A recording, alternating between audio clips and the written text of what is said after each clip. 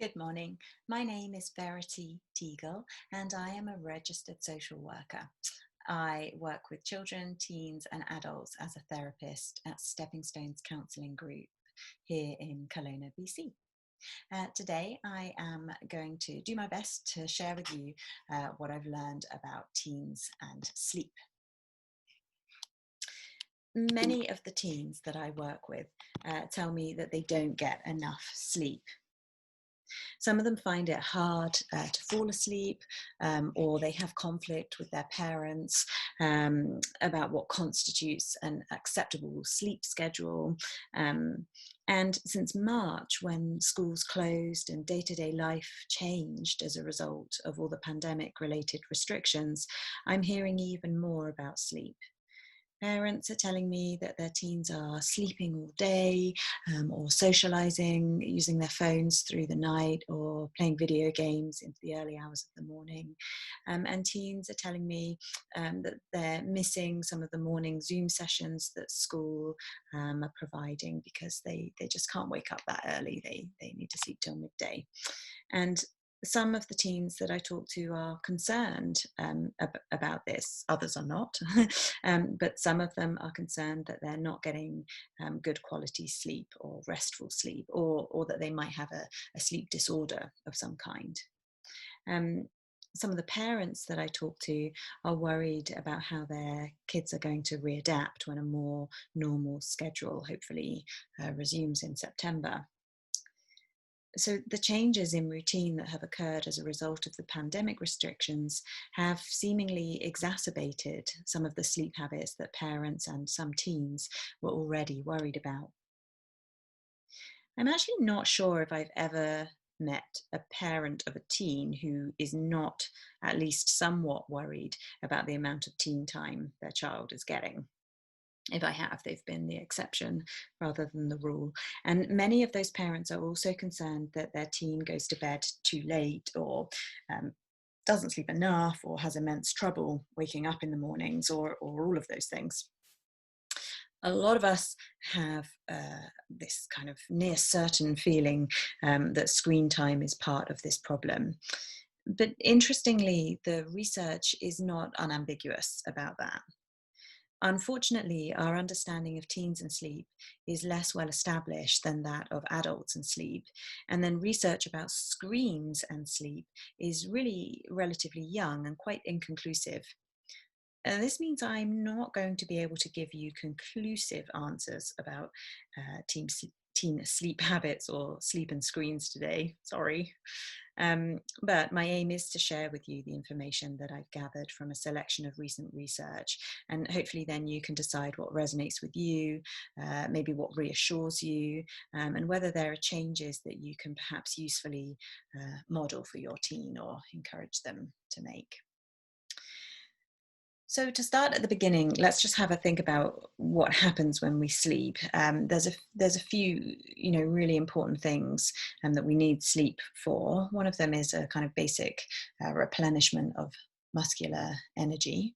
Um, Another is that it provides rest and protection against things like depression, and in teens probably against risk-taking behaviours. Really importantly for all of us, and especially for teens, is that it assists with our learning and memory. Whilst we're asleep, we encode and consolidate information that we've learned through the day.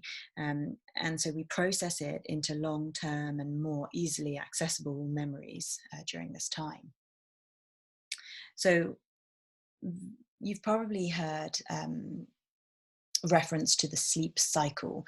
So there's a diagram here, and I'll just talk you through a bit about how that works. So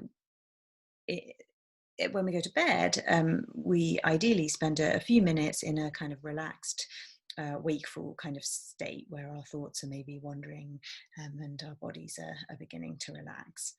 And after that's been going on for a few minutes, we generally move into stage one, sleep. This is a drowsy, relaxed state between waking and sleeping. So our muscle tension loosens, our respiration and heart rate slow down, our body temperature drops, we get that kind of rolling eye movement. And if we were going to be studied at a sleep center, they would find that our brainwave patterns were slowing during this period. It might feel a bit like daydreaming and not really being asleep.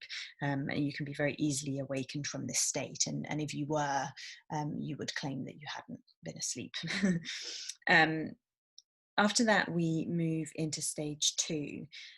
About half of the time that we're kind of in bed and asleep at night is spent in this stage 2 of sleep. So not all at once, but over the course of the night, we will return to stage 2 several times, and cumulatively that constitutes about half of the type of sleep that we get during the night.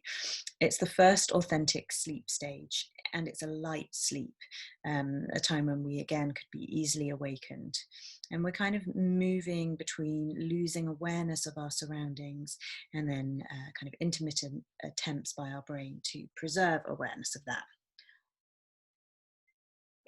In people who are worried about sleep in particular, and this can be incorrectly perceived as being awake and wakefulness, but we actually, as I said, spend about half of the night in this type of sleep. We'll then move into stage 3, which is a deep sleep period. We have very slow brainwave patterns during this time. Respiration, heart rate, blood pressure, they all reach the lowest levels of the day. It would be difficult to wake someone who's in stage 3 of sleep, and if you did, they would be kind of groggy and confused, and if you asked them about it the next day, they might not even remember that it had happened. But once you've been in this deep sleep, you briefly return to that stage 2 sleep again. And then after that, that's when we get into our dream sleep, which you've probably heard of being referred to as REM, rapid eye movement sleep. This is when you're dreaming. Some people think they don't dream, but everybody dreams. Everybody gets to this stage of sleep. It's just most of us don't remember most of the dreaming that happens during it. This is super active, this part of sleep. There's lots of activity going on in your brain, and the brain waves accelerate, and the blood flow to the brain does too. Your respiration, heart rate, blood pressure, rather than being at the lowest level of the days, they actually escalate, and they're quite irregular during this time. So it's very active in that sense. Although these aspects of our bodies and brains are very active, the rest of our body is kind of paralyzed, and we can only really sort of twitch in this state of sleep. The brainwave patterns of a person in REM sleep are actually really similar to those of a person who's awake. And if you're woken from REM sleep, which also is the phase of sleep in which, if you were going to have a nightmare, you would have a nightmare. If you're woken up during this time, you would feel very alert. And then after that, you'll again briefly return to that kind of stage 2, very light sleep time, and then it cycles through again. So this whole cycle takes roughly 90 minutes, and you'll go through 4, 5, or 6 cycles during a night. The first REM sleep that you have will only be about 10 minutes long, but as you reach that stage in sleep again at different periods through the night, they get successively longer. So in the end, your last REM sleep might be about an hour. You might have had that feeling when you've woken up in the morning that you've woken up from like a really long dream, and it might well have been really quite a long dream. So we actually get most of our deep sleep during the first half of the night, and the majority of our dreaming happens in the second half of the night. And it's thought that moving between these stages of sleep promotes the replay and the integration of memories into our long-term memory stores, strengthening the synapse connections between them. So that's why it matters for learning. So what happens if we don't get enough sleep? So not enough sleep is associated with some of these things here on the list. So the effects of sleep deprivation actually depend on whether a person has experienced partial or total sleep loss. And it depends how many days that sleep loss has happened for. We're actually really rather good at being able to carry on and be relatively affected by kind of short-term, occasional short sleep, even of 5 or 6 hours. So the effects also will depend on whether you've had the chance to kind of recover any of that sleep, like maybe had a nap or something, and also the circumstances under which the sleep loss took place. If you didn't get a lot of sleep because you were at the best party of your life, you probably will still feel pretty good and alert the next day. If you didn't get enough sleep because you were extremely worried about your grandmother's health, you're not going to feel great the next day. An important thing to remember is that younger people are actually more sensitive to the effects of sleep loss than adults. So some of those effects that are associated with not having enough sleep are irritability, aggression, more nervousness, finding it harder to be tolerant when you're feeling frustrated, hyperactivity, mood swings. Studies have noticed increase in risk-taking behaviours amongst teens who have not had a lot of sleep. Driving is, of course, much more risky when we're tired. Things like acne and pimples might be more likely amongst teens who aren't getting a lot of sleep. We tend to be more attracted to unhealthy, like sugary, fatty foods if we're very tired. If we drink alcohol when we're very tired and sleep deprived, the effects of alcohol would be heightened and so therefore perhaps more risky. Importantly, and probably one of the things that a lot of parents are worrying about, is that our teens' capacity, adults too, but we're talking about teens here, teens' capacity to kind of think and concentrate and therefore perform well at school can all be reduced if they're not getting enough sleep on a regular basis. So this is because of that memory and learning piece that we talked about. So a lack of sleep or shorter periods of sleep means less opportunity to encode and retain learned information. And it also makes it harder to sustain attention during the daytime. So taking in that information at the beginning might be more challenging. That said, like I said at the beginning, there is quite a bit of ambiguity around sleep and teenagers. So one area of this ambiguity is about sleep and academic performance. So it's not massively disputed that a regular lack of sleep will impact academic performance. That's fairly well established, but the details of that are more ambiguous. So some studies find that it's to do with length of sleep and academic performance, but others find that it's not so much how much time is spent asleep, but rather the quality of the sleep when you're asleep. Either way, sustained sleep impairment is worth keeping an eye on. Studies also show a relationship between the quantity and quality of sleep over long periods of time with various health problems like obesity, blood pressure concerns, diabetes, depression. But cause has not been established in all of these cases. So you'll notice here that I emphasized the word associated. Not enough sleep is associated with some of these factors. And so it's important to remember that correlation, that association piece, is not necessarily causation. So here's a kind of a slightly flippant example of what I mean by this. So you can see that the number of people who died by becoming tangled in their bed sheets correlates with, over a period of 9 years, the total revenue generated by skiing facilities in the US. So that is a correlation.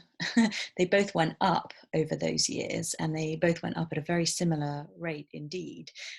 But one didn't cause the other. You know, it's highly unlikely that good business in ski facilities causes more people to die by becoming tangled in their bed sheets. So many studies have shown that teens who have poor sleep also have depression. So here's an example when we're thinking about correlation and causation, and trying to notice that it's important not to assume that they're the same thing. So a 2006 Sleep Foundation study found that 1,602 teenagers in the US, sorry, the study was of 1,602 teenagers in the US, and it found that 17% of those reported high levels of depressive mood. And of those 17%, 73% reported not getting enough sleep. So, you know, we could jump to the conclusion, therefore, that if you don't get enough sleep, you're likely to get high levels of depressive mood. But it's not known if depression causes the sleep problems, or if sleep problems causes the depression, or if neither of those things is true, that it's some other factor or factors that increase a person's chances of experiencing both of these things. So another example, like a study of 4,000 Canadian teens over a 4-year period, indicated that frequent television and social media activity correlated with increased symptoms of depression. But again, we don't know if depression was caused by this frequent kind of screen activity, or whether the screen activity was a result of feeling very depressed and therefore limited about what they could spend their time doing, or some other factor is involved. Interestingly, that study also found that video gaming and computer use had relatively little correlation with increased symptoms of depression. Nevertheless, that's kind of a classic example of the ways in which we are in the early days of research about screens and sleep, because the study didn't really clearly distinguish between different types of screen use. So, for example, they have this finding that video gaming doesn't really have a correlation with depression, but if they had separated out different types of video gaming, like violent or shooting based video games compared to like building or kind of relationship based video games, they might or they might not have found that there was a difference in their effects. Actually, a 2019 Oxford study concluded that digital technology overall accounts for less than 0.5% of a young person's negative mental health. And that eating a good breakfast and having a solid night's sleep is statistically more important for a teen's mental health than screen time. I mention this because most of us didn't grow up with the same type or the same level of screen time as we're noticing our teens have today, and it's natural to be alarmed by it, and it's certainly the case that there are likely negative impacts from it. It's also the case there are likely positive impacts from it, and I think the studies are telling us to take a step back and maybe calm down about it a bit, and not assume that it's necessarily a problem. So things like binge drinking, use of like recreational drugs, marijuana, bullying, they all have a more significant effect on a teen's mental health than the amount of screen time they're having. So the study doesn't rule out any negative effects from screen time, but it highlights that research into digital technology currently lacks specificity. It's not consistently differentiating between the types of technology or the time of day they're being used, or how long they're being used for, or what the content is. And so really it's hard to draw specific conclusions. So all that said, let's talk a little bit about screens and sleep. And when I've done that, I'll take a little break, and then there'll be a second posting, like a part 2 video. So you've probably heard this, that blue light emitted from screens reduces melatonin secretion, and then it delays the onset of sleep. Therefore, there is an association between use of screen and later bedtimes. Evidence about what kind of screen use is problematic is, again, ambiguous. So, for example, social media, some studies have found, might cause more stimulation than certain types of video games, and in that case might get that kind of wake system going more than using a screen for a video game. So it might be that limiting certain types of screen time is more important than limiting screen time generally in a kind of a blanket way.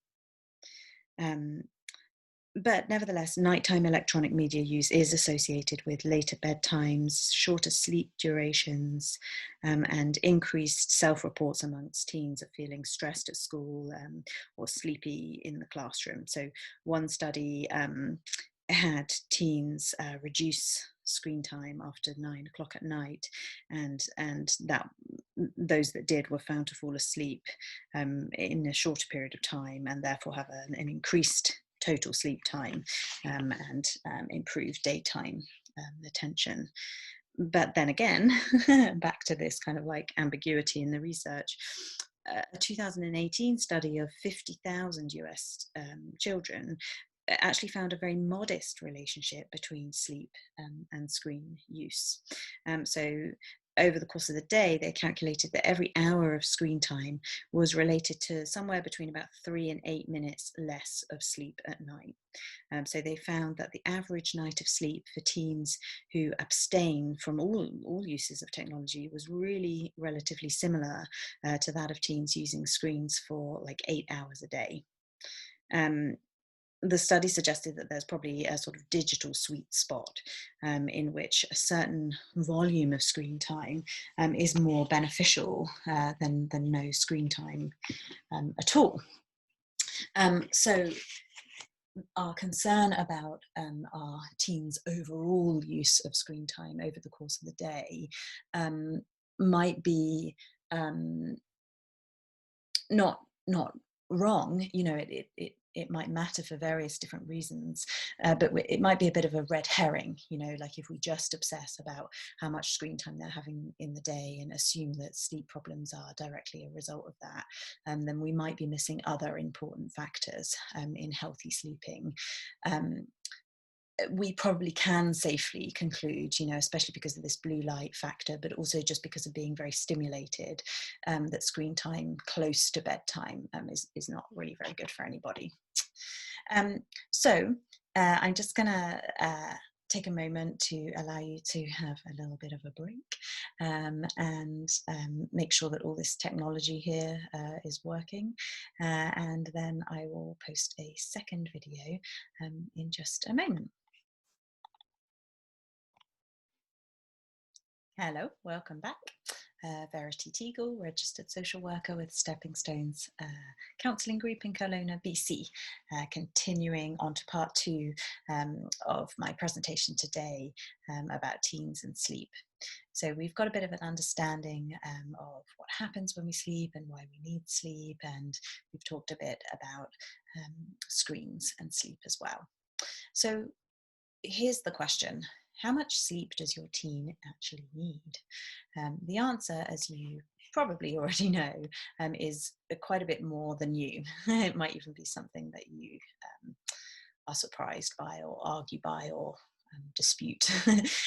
So basically, there's been a lot of study into this, and whilst most adults need between sort of 6 or 8 hours of sleep, teens need more like 8 to 10 hours of sleep a night, with the optimal being precisely 9.35 hours. That's a kind of optimal average. So um, studies have actually shown that today's adolescents are more likely to experience insufficient sleep, which would be less than 7 hours in the case of a teenager, than teenagers 20 years ago.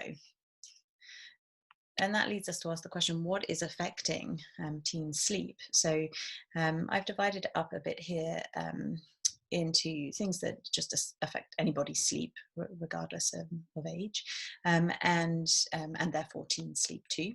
And then teens that again, could affect most people's sleep, but in particular are things that we have concerns about in relation to teens and their sleep. So core body temperature is really important when it comes to sleep. Um, your body temperature rises throughout the day, and cools throughout the night. And so if your core body temperature is sort of like out of sync with your desired sleep schedule, or the sleep schedule being imposed upon you by, society in terms of like your parents' expectations and the time that school starts and the time you have to go to various activities or jobs or whatever. If those things aren't aligned, then you can get quite a lot of challenges in falling asleep. It's associated with people with insomnia. And likewise, activity levels throughout the day, for similar reasons, will affect your capacity to have a good night's sleep. So your core body temperature and your activity levels are, interact with each other. Similarly, light and your exposure to light throughout the day, and whether or not that aligns with the kind of the sleep-wake transitions in the day matters. And of course, we know things like caffeine can affect anybody. And in some studies, teens have cited that, they feel they're overusing caffeinated drinks during the daytime, and this is presenting a barrier to sleep. Poor sleep environments can affect anybody's sleep, especially if the place that you sleep in is also used for a lot of other activity. Now, this is often the case for teens, whereas as adults we can try to make our bedrooms kind of a sanctuary, somewhere where we don't work and somewhere where we don't watch TV. And I don't think I know, adults who entertain their friends in their bedroom, at least not their platonic friends. Teens' bedrooms tend to be like a multi-purpose site, where they might have friends over, they might be doing homework, they might be watching TV, they might be playing video games, and then they're also supposed to sleep in there. And there are limitations to how much we can adjust that, the limitations being how much other space we have in our homes, and whether there are other areas where they can do some of those things. So it's of course not always possible, but having a sort of confusion about what the sleep environment is used for can send confusing signals to our sleep-wake systems. So poor sleep environments can be a factor, and especially for teens. There potentially are various medical problems, of course, that can make sleep difficult. And so, things like indigestion or frequent urination, headaches, hypothyroidism, diabetes, stuff like that is all things that could interfere with sleep. Likewise, like PMS can be very disruptive for some females' sleep cycle. Mental health concerns like depression and anxiety, PTSD, and nightmares that are associated with that can of course be very disruptive for sleep. And things like restless leg syndrome, teeth grinding, all of those things can make sleep difficult. And that's why, if your teen is seeming to be quite badly affected by a lack of sleep, there should always be like a medical checkup before you sort of test anything else out. So you kind of run a rule out um, that there's some medical factor making this difficult.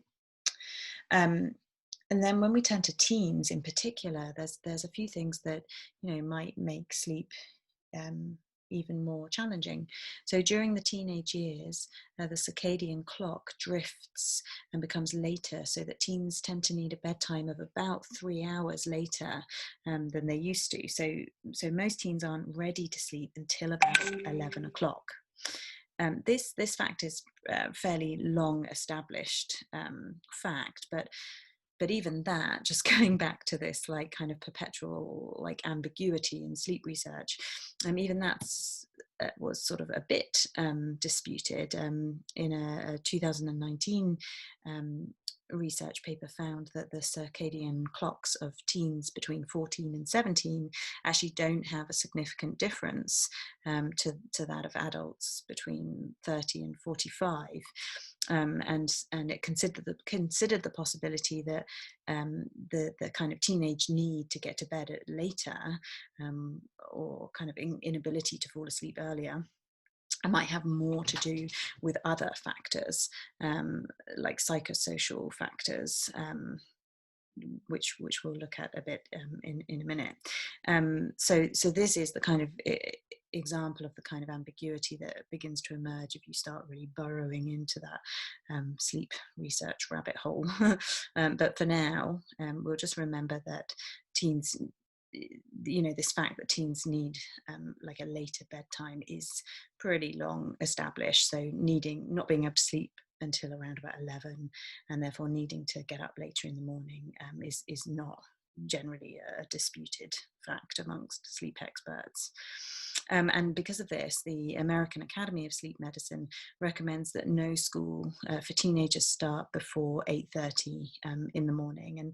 And I think it is the case here in Kelowna that the high schools don't start before that time. Peer influence is obviously a factor, for teens. It tends to matter to them more than an older adult, what other people think, and kind of fitting in with other people's habits.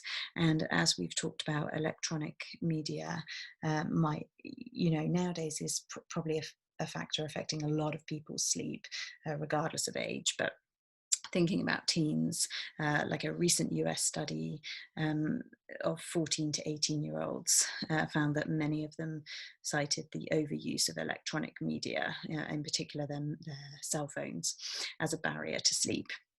And a similar study in the UK of 13 to 14-year-olds found the same. They cited electronic media as a barrier to sleep, with males reporting gaming and video watching as being their greatest obstacle, and females reporting it being more like mobile communications, communicating with friends, and also fear of having their phones removed from their bedroom, and the anxiety around that was a barrier to sleep for them. So what are some of these psychosocial factors that the study that I mentioned earlier thought may have a bit more to do with affecting teen sleep than just the circadian clock drift? Well, there's a lot of stuff going on in most teens' lives, extracurricular activities, sports, homework, maybe a part-time job. Their social lives can be complicated and time-consuming. Then they've got relationships with family members too, and it kind of all builds up so that it might feel like the window available to them for sleep is diminished, limited in some way. A couple of things that I just want to mention at this point. One is insomnia and the other is nightmares. Mostly in this presentation, I'm talking about those more general sleep concerns for teens around, like, are they getting enough? Why are they going to bed so late? What should we do about screens? Why won't they get up in the morning? But sometimes the problems with sleep become more impactful and more severe. So um, with insomnia, it, you can get uh, a, one of kind of three main symptoms. Sometimes insomnia is to do with not being able to fall asleep, like it taking a long time to fall asleep. So rather than it being like 15 to 20 minutes, it might be more like an hour. Like 45 minutes to an hour and a half to fall asleep. And during that time, a lot of anxiety and stress about falling asleep. Or sometimes someone suffering from insomnia doesn't have a lot of difficulty getting to sleep, but they do have trouble staying asleep. So they wake, um, maybe at 3 in the morning or 4 in the morning, and they can't get back to sleep after that. Um, and sometimes it's to do with not getting to that deep sleep stage, so only kind of getting to those early stages of sleep and not achieving the restful or deep sleep um, part of the sleep cycle. Um, so usually these kinds of problems are connected to your sleep system not being ready for sleep, and that has to do often with like activities or light exposure or core body temperature not being aligned with when you're wanting to sleep, as I mentioned earlier.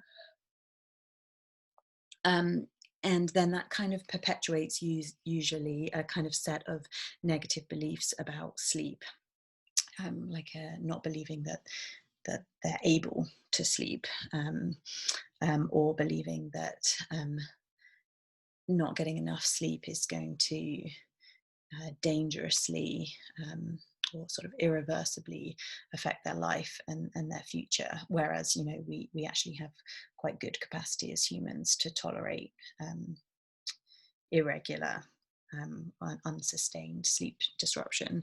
Um, and then there's usually an anxiety then about sleep, and that makes it even more difficult to go to sleep. And then often you will get into a cycle of spending too much awake time in bed. So you might think, well, I barely got sleep last night, so I'm going to go to bed earlier now. And all that means is that you prolong that 45 minutes, hour and a half, before you fall asleep, to like 2 hours before you fall asleep, and then that reinforces the belief that it's impossible for you to sleep. So with insomnia, one of the important parts of treating it is to actually reduce the amount of time you spend awake in bed. So often that means having a later bedtime, kind of counterintuitively, so that the window that you allocate yourself for bed and for sleep is reduced until you're completing more of it asleep. And then you can extend over time the window that you've allocated for sleep. So usually cognitive behavioral therapy will help with insomnia. And a good place to start is by monitoring existing sleep patterns.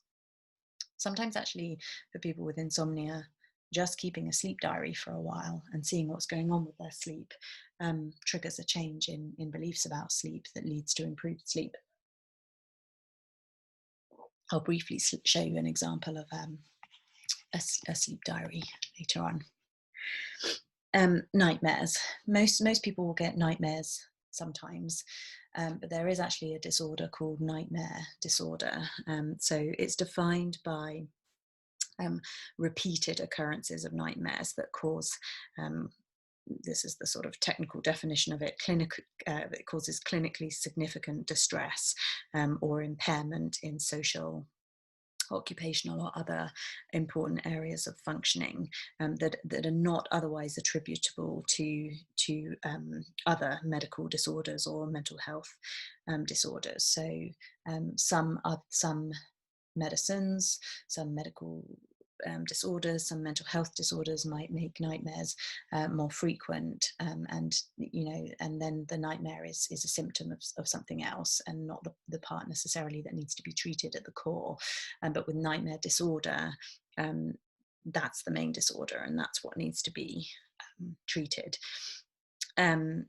So mild nightmare disorder would be less than one episode per week on average. A moderate disorder would be one or more episodes per week, but not nightly. And then a severe disorder would be nightly episodes over the course of a week.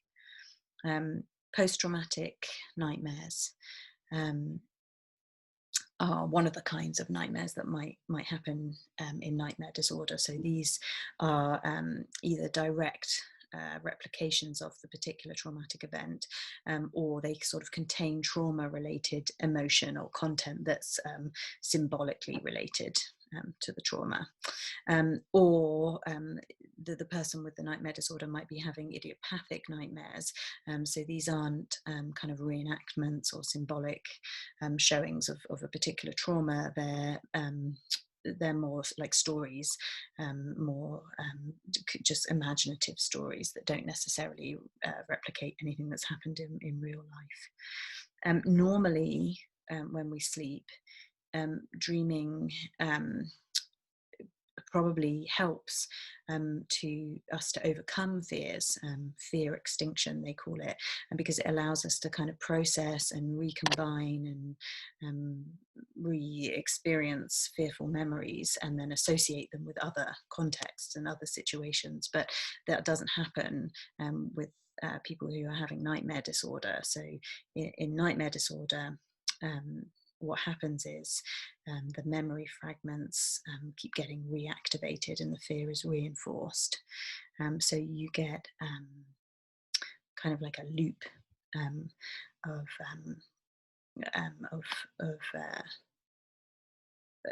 nightmares being replayed over and over, nightmare scripts. Even when the original stressor that initiated the nightmare has long since faded, it sort of takes on a life of its own.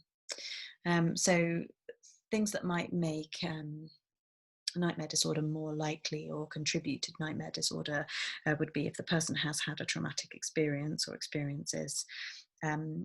Early developmental stress, so caused by early childhood adversity, can also contribute to this. And also attempts to suppress unwanted thoughts and feelings, so thought suppression, has been found to be connected to nightmare disorder. If they're suppressing thoughts during the day, they might be more likely to come out in dreams in a distressing way. So interventions for true nightmare disorder, as opposed to occasional nightmares, may well require specialist expertise and might include behavioural therapy. An example of something you might do in that might be like rewriting the outcome of the nightmare and then rehearsing this new outcome, or eye movement desensitization and reprocessing, EMDR, or imagery rehearsal therapy. So with all of these various concerns and factors affecting sleep, what should we, meaning them, the teens, what do they need to do? So a regular sleep schedule is key. So that means going to bed at roughly the same time throughout the week and doing the same activities before bed, like having a shower and reading. That you're really giving very clear sleep signals to your body, and trying not to like catch up on sleep too much. So no more than maybe 2 extra hours of sleep, sleeping in the morning on the weekends. It's a good idea in the evenings, in the hour or so before bedtime, to generally kind of dim the lights in the house, again to like signal sleep to your body. So experiencing nice bright sunlight during the day and getting out into the fresh air and the real sunlight during the day, and then signaling dimmer lighting at nighttime is good for that natural melatonin. Turning off the TV, phones, computers, screens about an hour before bed, and generally avoiding stimulating activities, so not exercising vigorously in that hour before bed, like a gentle walk and fresh air if it's dark might help, but nothing vigorous, nothing really stimulating, no like big meals, not lots of drinking, no smoking, drugs, caffeine, alcohol during that hour before bed. Um, that blue light we've talked about can be um, problematic for your body maintaining the natural sleep signals. You can actually adjust blue light settings on most devices. So I'll send this PowerPoint presentation to anybody who requests it, and there's a little link here that will take you to a website that gives you some tips on how to adjust those settings. So you can make it so that there isn't as much blue light coming from the screens in the first place. And obviously it's a good idea not to have screens in the bedroom at all, so not to be tempted. And if you're going to have that rule for your teens, have that rule for yourself too. You know, model that behavior of not having screens in bedrooms, at least not at night time. So organizing the schedule generally. So we talked a bit about, you know, having the same schedule before bedtime each night in terms of time and activity, but also thinking about your daytime schedule is important, because high stress and sort of overstimulation makes sleeping more difficult. So, you know, having to do their homework after they've had a busy evening of extracurricular activities or socializing with friends is going to, you know, re-stimulate them and signal their awake systems just before bed. So ideally, homework should be done before other evening activities. And if there's not space to do that, then maybe their schedule is too full and needs to be reviewed and kind of streamlined. And sort of connected to that, it's really important that stress is managed effectively over the course of the daytime. If you're feeling stressed when you go to bed, it's really hard to get into that initial relaxed state that leads to the stage one of sleep. So learning some relaxation techniques and having relaxation activities through the day, and especially in the evening, could be helpful. Actually, when people are engaged in relaxation techniques, the brainwave patterns are identical to those very initial stages of sleep. So it's good practice. And again, on schedules, a shift in schedule over the summer is, you know, pretty inevitable, and at the moment, a shift in schedule since March has probably been inevitable in most households. But minimizing that difference as much as possible is ideal, and then gradually working back towards whatever the schedule is during school time before September starts is helpful to, you know, to kind of have that gradual re-entry into that kind of schedule. And including regular exercise in your day-to-day schedule is important too, because it helps with that body temperature piece that helps to signal sleep for people. Some people have lots of ideas and thoughts rushing around their head as they're trying to fall asleep, whether they're stressful ones or kind of excited ones. Whatever they are, it can be a good idea to keep a notepad by the bed to make a note of those, rather than feeling that like they have to be somehow held and retained in the brain. That can again stimulate wakefulness and confuse the sleep signals. So keeping a notepad by the bed to kind of purge those thoughts can be helpful. When we think about that bedroom as being a positive sleep inciting environment, there's a few things to think about. Hopefully the bedroom will be quite cool, because this core body temperature factor is important when it comes to sleep.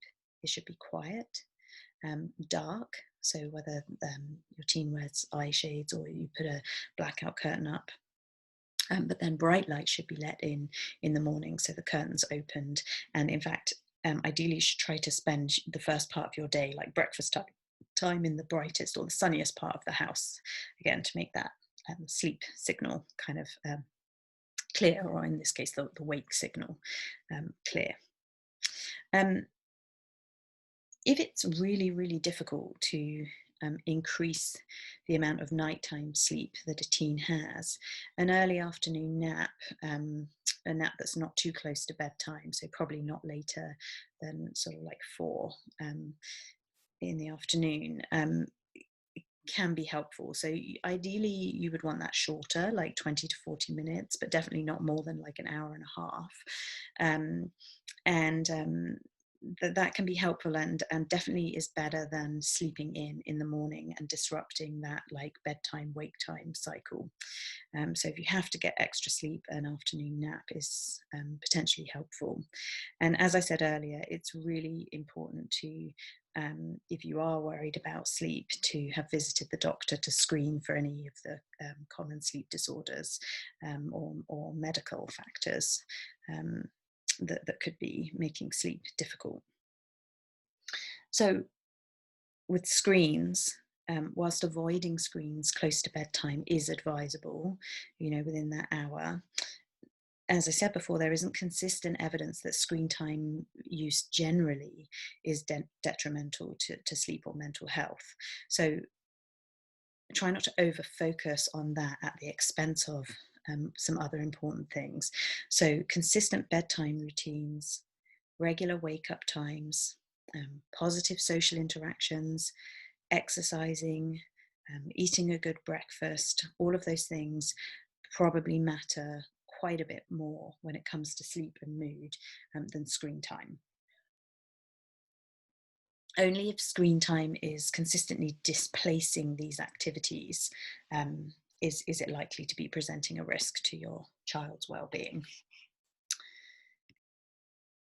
This is and the example of the sleep diary example that I mentioned earlier, and I put a link to here. Um, and as I said before, if your teen is worrying about falling asleep, or whether their sleep is poor quality, things like that, sometimes just keeping a sleep diary and bringing awareness to it and noticing it is enough to reassure them, or to initiate small changes that make a big difference. And if it doesn't do that, you've at least got like a record of what's going on with the sleep to take to a doctor or a sleep specialist to help them to figure out what to do next. So sleep diary is a really good place to start if you have significant concerns about sleep. And what should you, this time meaning you, not the teen, do? Facilitate all of these things that we talked about before, because there might need to be some discussion and adjustment and assistance to make some of those things happen. Model the good habits yourself. Lots of adults have very poor sleep hygiene, as they call it, and so there's very little chance that you're going to get your teen on board with this if you're not modeling it yourself. There's no one quite like a teen to spot if someone's behaving in a contradictory way to their advice. So teens will always spot a hypocrite. So model the good habits, and that will enable you to have an open conversation with your teen about it. If they know that your habits are bad, you're not going to be able to have a non-defensive, helpful conversation about what's going on. And ideally, by opening up a low conflict, high validation conversation with them, you'll be able to just encourage them and guide them towards noticing the benefits of good sleep themselves. So it's not something that you're constantly telling them about, it's something they begin to notice themselves. Because although studies have found that teens typically identify what the barriers are towards sleep in terms of like caffeine and screen time use late into the night and things like this, rarely are they motivated to have behavioral change around this. and most of us know that nagging has very little effect. So modeling it, talking about it, trying to make it like a discussion point but not a conflict point, is usually the best way to go. And just a reminder that digital technology accounts for less than half, sorry about the typo there, 0.5% of a young person's negative mental health. So it does matter. I'm not saying don't have standards and protocols in your house around screen time use. I am saying reduce screen time use in that hour before bedtime. But if we get really fixated on it, it just becomes a point of conflict with the teen, and it closes down the conversation about anything else. I promised that I didn't make all that stuff up. Here are some of the key sources that I've used to put together this information. And like I said, you are totally welcome to have this PowerPoint presentation and to go and take a look at some of those links for yourself and read the articles for yourself. So thanks so much for your attention. Sorry that there aren't any like really definite answers about this, but there are some fairly clear guidelines about factors that are likely to improve sleep habits, and also some distinctive points about when specific professional intervention might be needed, like with nightmare disorder or insomnia, or if there's like a medical difficulty that's impeding your teen's sleep.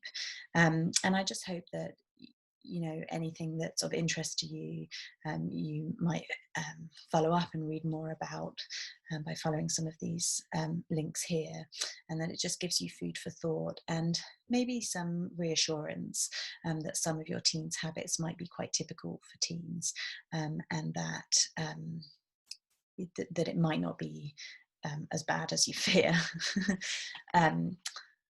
Please feel free to contact me at Stepping Stones, Verity Teagle at steppingstonesokenagan.ca if you have questions. Take care. Bye-bye.